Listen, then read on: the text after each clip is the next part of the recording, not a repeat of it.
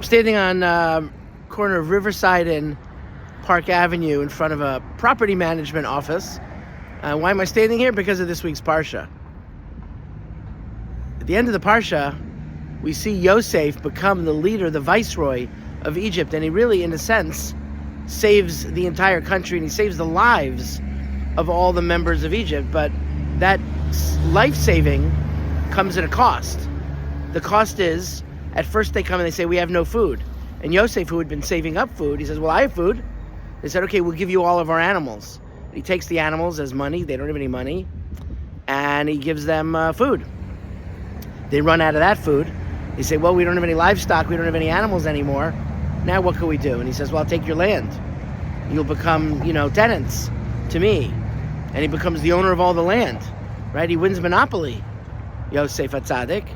And all of a sudden, Paro, who is Yosef's boss, is the owner of pretty much all the land in Egypt.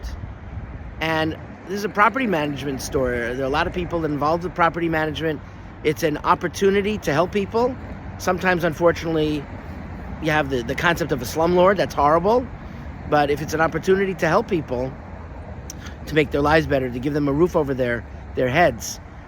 Remember when I rented my house out in Hewlett, the tenant, who was a Hispanic family, wonderful family that had come from a different country, and we took them around the house to show them the house, and they came to the washer and the dryer, and they got very emotional and teary-eyed. And I said, is this part of the deal? I said, yeah, the house comes with a washer and a dryer. And they started to cry.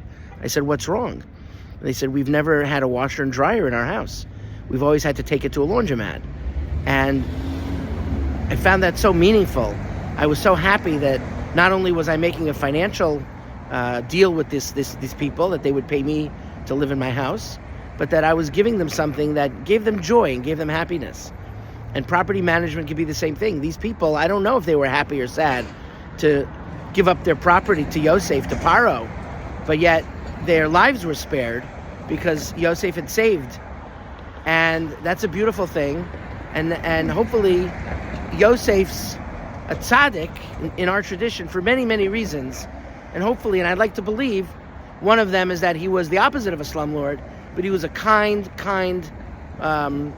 landlord that was able to do right by his tenants.